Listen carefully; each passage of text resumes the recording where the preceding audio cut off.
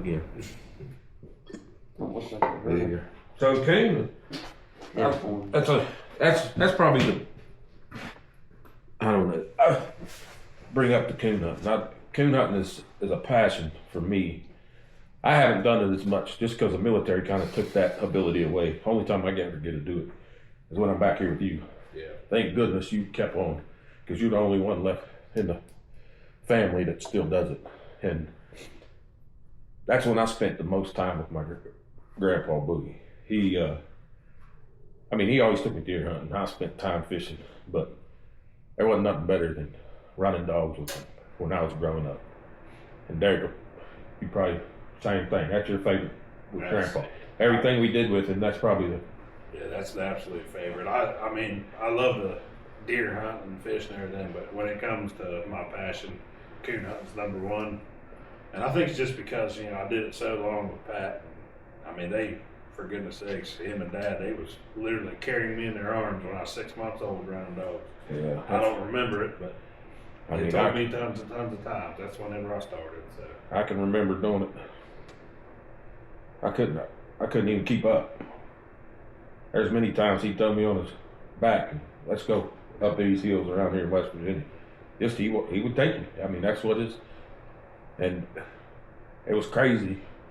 I thank my mom for this, because I think there's a lot of things, my mom was all about school and stuff. But if my pap called and said, "Can Alan go?" she let me go. yeah. So that's one thing she did not keep from me, was me spending time in the woods with him fishing. If he said, "I want to take Alan," she let me go. So that's one thing I'm glad that school was important. Don't get me wrong. I stayed with my son and everything else, but I was glad that she understood the importance of me spending time with him. And my uncle, Derek's dad, Uncle Roger, and my dad. And our Uncle Donald, he was always hunting and fishing with us. Our whole family. Same with Zeno, he always hunted with us. Then his grandpa, Brad, I'm surprised he ain't walked in here yet. And he ain't even home yet. But Brad was a coon hunter. He had blue ticks for years. He never had none since you've been around, huh? He was a big coon. He always had two back there on the hill behind the garage here. And it's just coon hunting I think that's that's something that I don't think we'll ever give up. Coon hunting. Like, I pretty much gave up squirrel hunting. I grew up squirrel hunting. And I got some video when I was walking up through Aaron Heritage Days, just going up on that hill, squirrel hunting, when I was 6-7 years old with a 410. Because back in the day, it wasn't a big deal for a 7-year-old to have a shotgun, 8-year-old have a shotgun. I mean, I had my boundaries up there. I could only go so far. And I never broke them rules because I didn't want that taken away from me. But I always knew my grandpa was probably up there sitting somewhere, because I'm sure Mom called him and said, "Alan's going on the hill." So I'm sure he snuck around and was watching me the whole time. But that coon hunt will be I don't know, that's just a family, because of Boogie, Art Pat, that's just a family thing that just, if somebody says let's go, that's just something you just say, "Oh, let's go, we're going." It's not a question. Deer hunting, you'll get me every once in a while and be like, "I'm just not going today." Somebody calls and says, "Let's go coon hunting." No, we're going coon hunting. Unless it's snowing and there's 4 foot of snow on the ground and I'm fat ass, don't want to walk in the snow. But other than that, we're going. Is that on your top list? What's your favorite hunt? What's your favorite hunting, Zane? What is your favorite hunting? Coon hunting. You love it too, don't you? You've been tracking, following Derek around for as long as I've been. 5 years old when I got started. Yeah. You've been following him up and down them hills forever. So, and you understand them dogs too. You know what they do. You're always with them. So that's awesome. So then you got 2 other does, Zane. They were clear out of round. That was what, late doe season? Muzzleloader or no? That one was rifle. One was during rifle season. One was during rifle season, one was during the Late doe late, season. Late doe season. Yeah, that was the end of December. That doe season. So I mean, so you probably pushed about 800 pounds of meat this year. 600 pounds, huh? Zane himself. 5, you figured 100 and a half a piece, I'd say. Well, that was $2 worth. Every bit of 150 a piece. Yeah, every bit, maybe 175. Yeah. Big that 9 point was big one. Yeah. That's what I'm saying. That 9 was big, and that 5 was big body.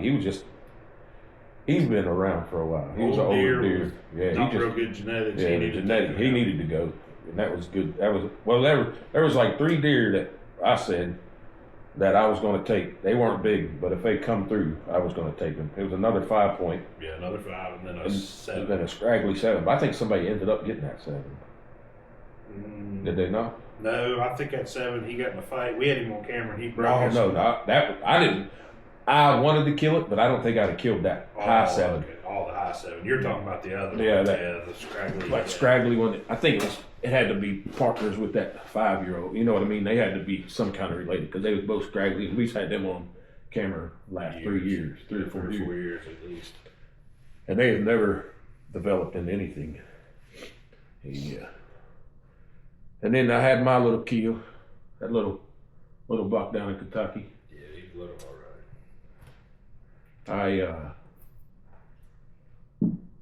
I used to hunt Fort Knox all the time when I was in the military. That was like my favorite place. I always tried to go.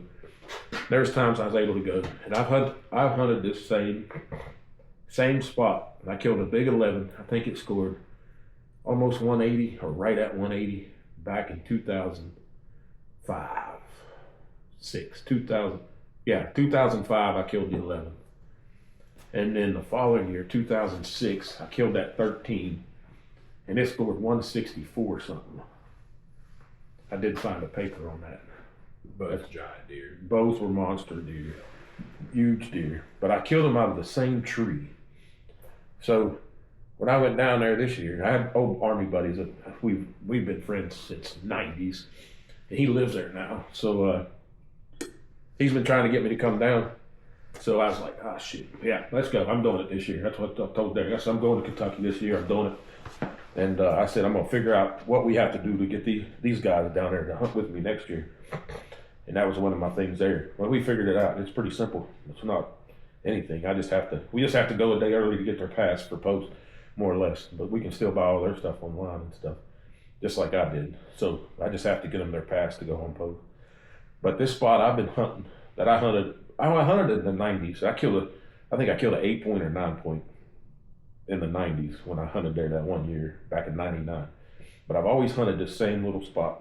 And so I get there, show up, and Tuesdays is a no hunt day on Fort Knox. Can't hunt Tuesdays. They close down everything for maintenance or whatever. Wednesday rolls around. My buddy lives out close, right at the edge of Fort Knox.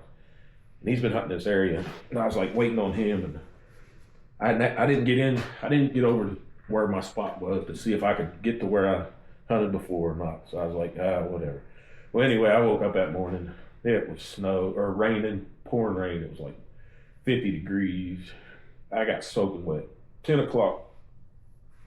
11. I sat there till 11:30 that day. It was 11:30 when you texted me and said you was getting down. Yeah, 11:30. Seen some does running around. They were getting chased. Never seen a buck, but they were running like they were getting chased back and forth, going crazy through the woods.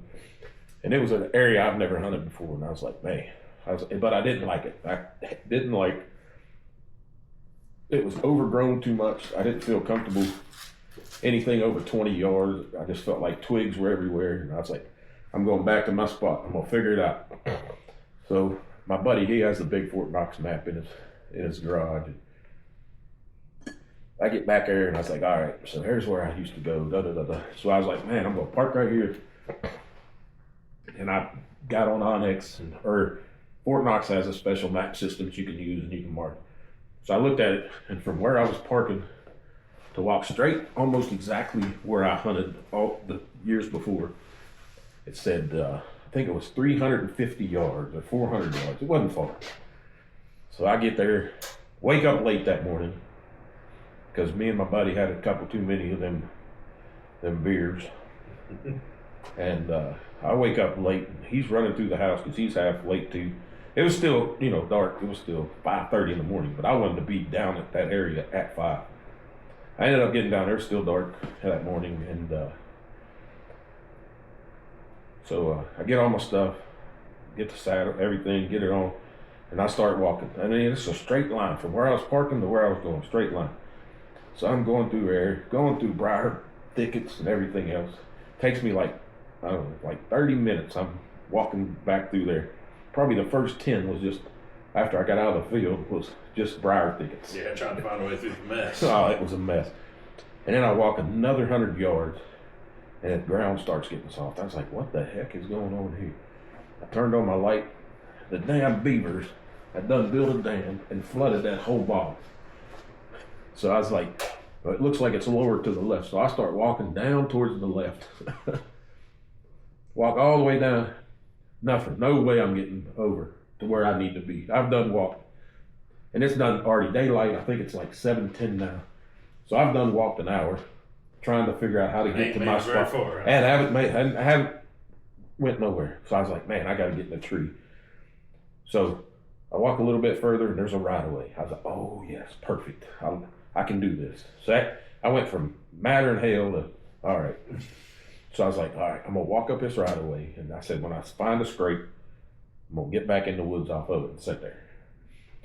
So I went up, it probably wasn't 70 yards, fresh scrape, because it had rained the whole day before. And that morning, I could tell that they had scraped, you know what I mean? Like they worked it that morning. So I was like, all right. So I backed up, got this cool little tree, had branches going off and stuff. It was cool. Set up there, devastation hit, because it's 3:30, 4 o'clock. I haven't even seen a deer. And for Fort Knox, in this location, you see deer. I've always seen deer, you know what I mean? Like I'd see deer 20 minutes usually after. I hadn't seen nothing. Even when I was walking in, I didn't even jump nothing up. Daylight, when the daylight time or none of that stuff was going on. No daylight, no nothing. So I'm up there and I said, all right, I really don't know where I'm at. I said, I got the Onyx and then I got the Fort Knox map thing on my phone. I got it marked, both of them was where I parked that day. So I was like, all right. So I was looking on them maps and I was like, all right, if I go right down this right of way, clear down here, cut back, that should take me to the field where I parked. So I was like, 4:30 I'm getting down, which was an hour early because it was getting dark probably. I think the time change was that Sunday before. Yeah, it was dark enough to where you couldn't shoot or nothing around 5:30, 5:40. Yeah, but I said I wanted to get down at 4:30. I was going to leave my sticks because I was saddle hunting. I said I'm going to leave the sticks and everything up in this tree, and I said I'll get them tomorrow. I'm just coming right back here because they hit that. But I want to be here before daylight because I guarantee it. I wanted to get in there that morning. So I'm just sitting up there just waiting for 4:30 to roll, and I'll start going to pack up. Well, 4:20, I was like, fuck it. So I slowly started just putting stuff in the backpack. I was like, I said, that way at 4:30 I can just climb down.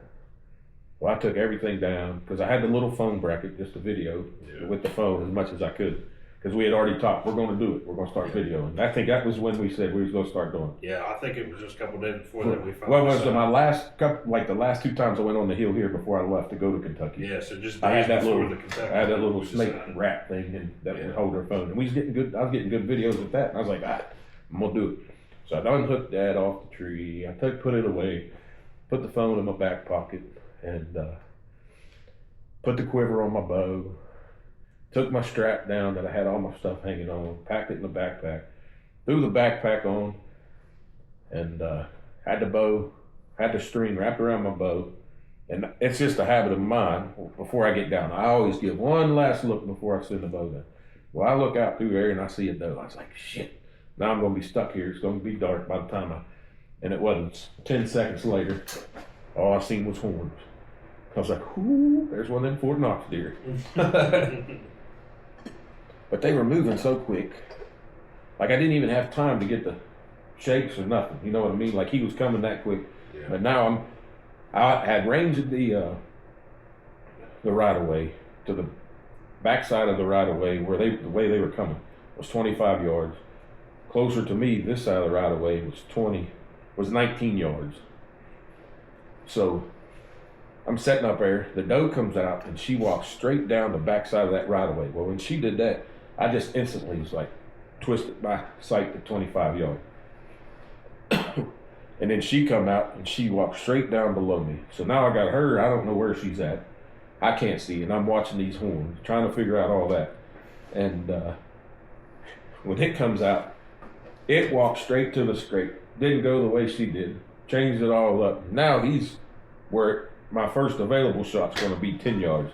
So I had that in my mind. So I had, all right, I got a 25. I got it set at 25. I'm already pulled back. He's going the wrong way. Damn, I can't let off because I don't know where she's at. Yeah, And I don't want her to blow. So I'm just sitting there holding the bow back. Thank God I got an elite, and that thing pretty much holds itself back. So I just dropped my hand down and was just holding it. And then he come off that scrape, and he looked like he was going to go to the right of me, which was a screwed me. Because I was already committed to him coming left once he went to that scrape. And with the branches and stuff, and I was already back. I was like, I don't know what I'm going to do, you know. Well, he ended up coming and staying left, walked straight there. And he was so close, I just couldn't get myself to stop him. Yeah. I was afraid that any noise I made, he was just going to take off. Yeah. So I hit him back just a touch. I knew I hit him back a little bit, but I didn't know really. I didn't know exactly how much, but I knew. But it hit the. I knew I hit the cavity because it popped. You know, you know it's a good shot, but you're still nervous. It kicked it back. Still question yourself. Yeah, I questioned myself. So it was a nice one, and so I sat up there another half hour, 40 minutes, and I seen him go off. Well, when I climbed down, I took my binos off and threw them in the bag too when I was preparing to leave. So I couldn't see him out through the brush. So I didn't know which way he went when he passed. I seen him stop, and then he took off walking. And I thought that he went, well, I didn't see I just seen him keep on walking after he stopped for like 20 seconds. So I get out there to where he stopped, and blood was everywhere. But it was a deep red blood, the majority of it. But it had chunks in it too. Remember that picture I sent you? Kind of like a liver shot. It looked just like a liver shot, but it had I could tell I tore him up. You know what I mean? And but he had left a lot of blood right there, and just that little short. It was only 60 yards, I think, is what it ended up being from where I shot him to where he was, with all that blood. And so that changed. So I'm like, man, that looks like liver blood. So I was following because the blood was pretty good. So I took, I don't know, 20, 25 yards. When I got like 15, 25 yards out past where all that blood was, one jumped, ran down to the right over the hill. Well, I said, look, I seen exactly where he was standing, where I thought it was him standing. I knew it was a deer, you know, that just jumped up and took off. Yeah, and you don't know if it was him or not. I didn't. So I go over there, and there's not blood anywhere. I'm like, oh, what the hell? So I backed out. And at Fort Knox, the crazy thing is to after dark recovery, you have to. I really didn't know how it worked. I thought I didn't log in to do after dark recovery till I was going to go do it. Well, I messed up. I didn't realize as soon as I logged out, I had to log right back in to do that recovery. So I wasn't able to go. Well, my buddy, he was on his way down there because I told him I shot one. He comes down and he was logged in. So I didn't want to lose. And there was another guy. He didn't get in there in time either to do it. So we didn't want to lose it. So he has a four-wheeler pastor down there.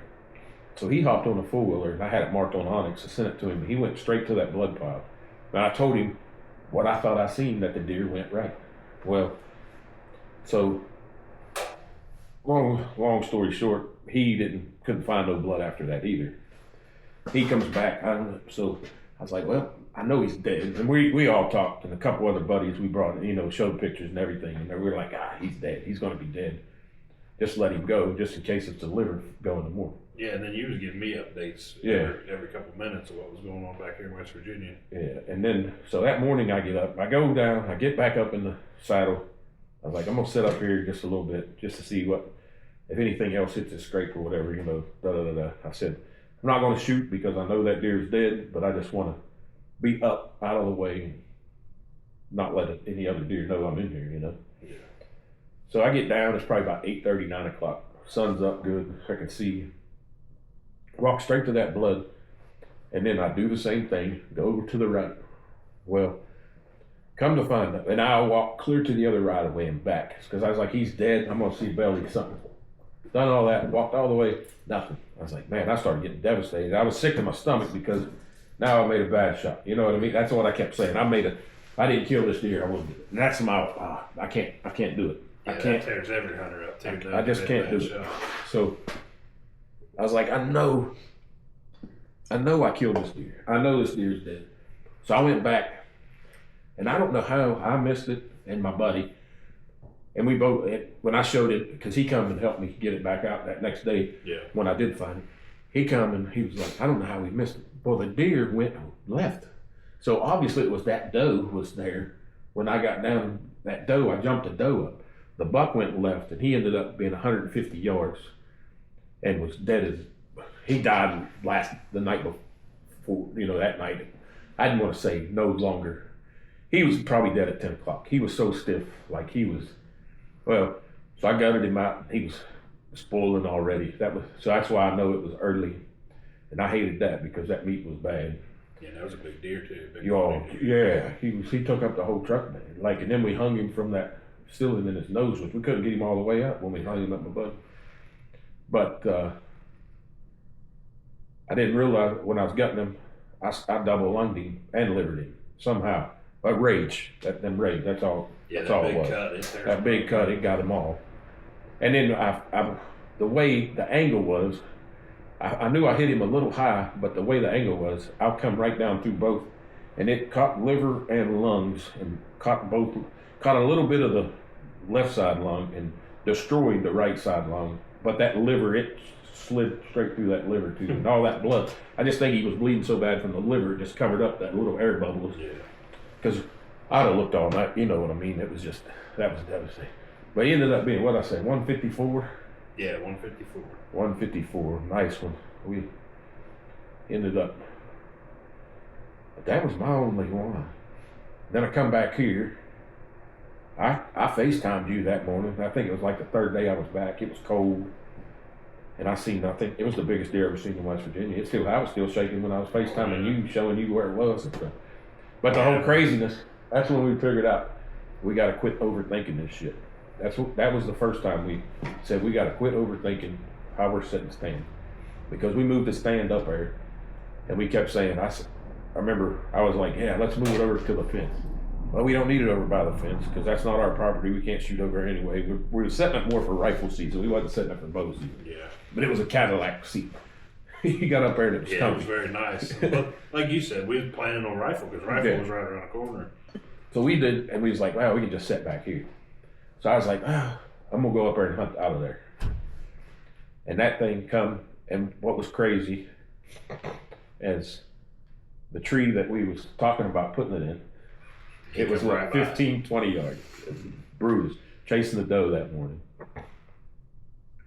So then I wasn't getting high enough in this saddle, so I bought some heavier sticks because that's all I could get that we could get in that time. Yeah, that late season. Yeah, we couldn't get them. Yeah, so I grabbed them at Academy, and at Fort Knox because I wasn't getting high. I used them in Fort Knox too, and so we go up there to set up on the hill over on the other side, across the road, and Derek says, "This is a perfect tree." I was like, "Yeah, I think I want to be over here, more cover." Da da da da da. Well, that next morning I go up there, and 10 yards from that tree that Derek said to put it in, that 8-point, nice 8, big 8, walked right through there, and so I'm 0 for 2 on where we were putting stands. For West Virginia. For West Virginia. Worked out in Kentucky. But you know what I did in Kentucky? The first tree I seen, that's one I climbed. Yep. So that's my new thing. In 2025, the first tree I think I see in the location I want to be, and I say that's where I'm going, that's where I'm climbing up with the saddle this year. Or hunting, or doing whatever. Gun, I'm good with the gun. You know, you can reach out, touch it. Bow, when I think I seen it, that's where I'm just going to go for now on. But that was pretty much it for me. I've seen that, but I've seen several bucks, just nothing close enough for that. That was it, huh? Oh no, then you muzzle load. Yeah, muzzleloader. That was cold days. What'd you do? You went every day for a week, didn't you? Muzzleloader? I hunted every day gun season, then I went every day muzzleloader season too. And the last day, But you had to change it up for old muzzleloader season. You had to go back to the ground blind because it was too cold. Yeah. Stands. yeah, it was pretty rough then because even gun season, man, it turned brutally cold. Yeah. And we had high winds. You know, you take winds it's 20 plus mile an hour, and it's in the teens. Yeah. That's rough. Yeah. Yeah, it's rough to deal with. And the blind, it at least helped cut that chill off some. Yeah, we got little footage of that. Yeah. Actually, in the promo, when you see the muzzleloader go off in the promo, that little quick second promo video we had, that was him and that muzzleloader kill. Yeah.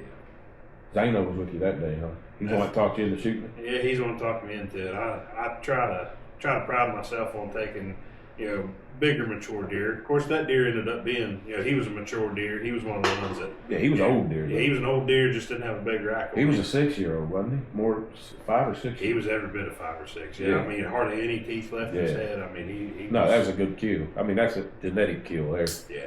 That's- Plus, it was the last day of season, and it was the last day I was able to hunt, do the work and stuff. So I was like, mature That's taking deer. one for the team right there. I took one for the team. So we ain't got to look at that Scraggs next year. Hopefully we got good genetics. We've been doing pretty good. I mean, across the around the ridge there, they killed a couple nice ones up there. I mean, everybody's feeding and doing the right thing nowadays. You know what I mean? It feels like around here. We got a lot For more you- people on board of managing better. Yeah, too, we're- shooting mature deer, It's hard because there's still people that just come and just brown it's down. brown it's down, which I get it. I mean, people got to eat. If it makes them happy, then Yeah. take that deer. Take if that's what you want, take. But we've been striving. I'm gonna say for the past 5 years to mature it up a little bit. Yeah. And we've got Zane. He got his first couple kills. Now we're gonna hold him a little higher next year. He's gonna wait on the big one. That 9 was a big one. That was a 5-year-old deer. Oh, that yeah, 9. that deer was a beast. Yeah. Like he had a real nice rack. Yeah. Man, that deer's body, it filled up the whole back of the buggy. Yeah, I remember that buggy was full. But yeah, so I mean, but it's coming around up here. But this year, our plan is West Virginia, Kentucky, Ohio, Indiana. All of them we have a place to hunt. Yeah. All of them we have permission pieces, state pieces, or we got a place to go. Public land. Most of them are private. Well, Kentucky we're hunting Knox, Fort Knox. You also forgot about Kansas this year too. Well, Kansas is, we got places to hunt. There's public out there that we know of. And then we got I think it's like 40 acres. But there's some public right by my sister's that we can hunt for sure. And then I think one of their friends has a farm that they said we could come hunt it. But we got to do the tag. We got to apply for a tag for there.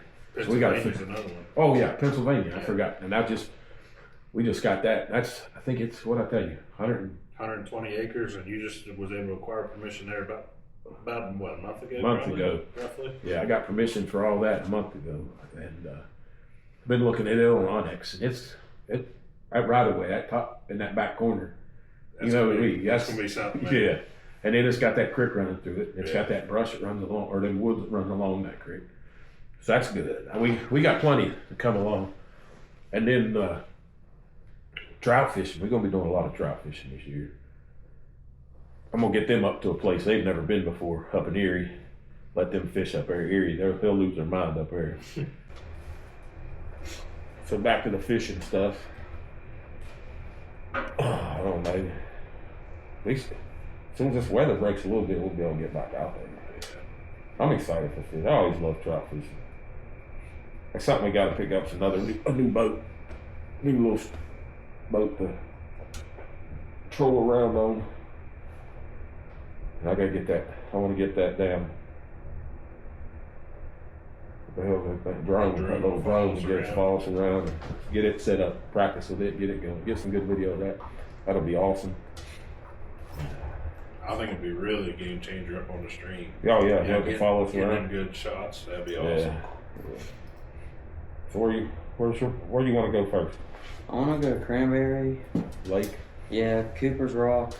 I want to go to Schaefer's, Franklin, Gandy, I ain't Glady. I ain't been to shit, Franklin. I've never been there. Pat took me there a long time ago. I'm so excited to I go. love Franklin. I We're hitting want to go. I've Franklin up. never been We got- there, and I heard good We got stuff an about it. invite to go up to an outdoor guys up there in Franklin. They gave us an invite. I have to talk to them to make sure they're all right, and then we'll start saying who they are, getting a little publicity. They do. Shout out. Yeah, shout out. But haven't really talked to him. I just talked to the brother of one of the guys, and he said, "Heck yeah, pick him up, get him up here with me. I got places for him to stay and everything." So we got to hit Franklin. I'm waiting. Franklin, we're going to wait till Franklin. Franklin's going to be into April time. Yeah. Too high elevation shot It's a little now. cold up there, boy. Yeah. Be Got rough. Cooper's Rock. I haven't hit that. Oh, we hit that earlier. We hit Yeah. that in November. Yeah, that That's was a nice- lake trout season. That's a little place. That's a pond. That ain't even a lake. Where's the other one? I always say I want to go. Cranberry. No. Up in the mountains. Oh, I say I ain't Spruce. Spruce. Yeah, Yeah, I ain't been to Spruce. I love Spruce. It's a beautiful. beautiful place up Yeah. there. I want to fish Horseshoe more this year because Yeah, they're stocking that now. yeah. I see. When I was growing up, they only used to stock it twice a month, and that was it. They never hit it now they're hitting it every week, I Yeah, think. it's. I think it's every week for a month or two. Yeah, they was hitting it hard last year. We never made it. We drove by there that one year, or last year we. Yeah, that's when we was going up for the second week of rifle. Yeah, we drove by. and And checked was it like, I out. was showing you all the places I used to fish when I was a kid up there. We need to hit that up. We need to hit a bunch of Dillon lakes up. There's a bunch of spots we need to hit up. So yeah, that's fishing, and then just getting out the dog run, Curtisville around here. I think at Curtisville we hit it. That's when we got two most. Because it's pretty close to house. It's closer That's to my somewhere favorite. other than Dog Run. Dog Run, I love Dog Run. I used to love it, but that's a trolling lake to me. That's one I want to take the boat on. I don't know. I've always had I never did great luck at dog running on the bank, but in the boat. I'm always it good was in the something. boat, hitting them coves. I think it's because it's so deep, such Yeah. a deep lake. You're trolling, you're better off. Yeah. Curtisville. I did good at Curtisville. Last time we went. Curtisville's a family fave, I think. Yeah, that's just one of them. Yeah. You just go fish it. And that was that crazy that day. Last day we went over. I was sitting there jerking like crazy. Nobody else was getting a bite. Yeah. I was in the middle. You was hoarding all the fish. That was a fun day though. We had a good time. Uncle Roger was with us, just bullshitting. I don't know. I think we was out there about 6-7 hours, wasn't Yeah, it was majority of the day. It was a long I time. thought I got a good one. I caught a catfish. it? Oh yeah, you did catch a cat. I forgot about that. Yeah. So we got the fishing coming up, and then after fishing, then we're gonna plow that field this year. That's a definite. We're gonna get some winter wheat out there and some oats. Yeah. I'd like to get some turnips, but we gotta research that. We need to figure out when we need to start planting that field. We need Do a to little soil sample too. So yeah, you can do the we'll best do there. that. We'll try to do that in March. Let me put that on the calendar. We can send that off and see what. Yeah. See what we need to add to it. Cause what is that? An acre and a half up there? Yeah. That we can get a lot of stuff in. I think we plow up the bottom across the creek where Pap used to put all that corn. I think we put corn back there this year Yeah, I think it'd be a good idea. down in that bottom. 'Cause that grew corn like crazy every year. He always grew corn right there. Perfect soil right there. Yeah. So, and then we got to apply for tags. That's pretty much it. So that pretty much puts us up for what we did in 2024 and tells you our plans for 2025. I want to thank y'all for sticking with us. Hopefully y'all are subscribing, getting your family to subscribe. We are enjoying it so far. It's been a little stressful trying to get stuff and A little bit. how much pressure it's been trying to get it all, trying to get Zane to help me out and not ignore me half the time because he's nervous. But we're getting him by all that. We're going to get him through all that nervousness and get him through. And then, but yeah, I'll like, subscribe our channel, follow us on Facebook, Instagram, and you'll see it right there's all of our Instagram, our Facebook page, and our channel. Like and subscribe to all that stuff. thanks for watching us, and we're hoping to get at least 1 to 2 videos a month during fishing, and then hunting will determine How the season goes. how the season goes. Hopefully we can all get deer everywhere we go when we go. I'm hoping, but each time, I mean, me and Zane's going to hit the road hard. Derek, not so much this year. Hopefully we can get a little better for next year. He's still got to work, and but for me and Zane, we're going to hit it hard. I mean, we're going to be going. We're going to be camper living and tent living, probably from April till, I'm going to say, November. We're going to be on the road. We got Texas too. We forgot to mention Yeah, I Texas. forgot about Texas. We got Texas too. And I'm going to hit up a buddy in Oklahoma. Then I got another buddy in Arkansas. I'm going to hit them up here before long. See if we can't get them in. But like I said, like, subscribe. Get your family to like and subscribe. Keep following us and doing it, supporting us. We appreciate it. Thanks for all your support. Got anything, Derek? Yeah, another thing they can do, leave us a comment. You know what I mean? If they got any questions for us or Yeah. comments, anything like that, leave it.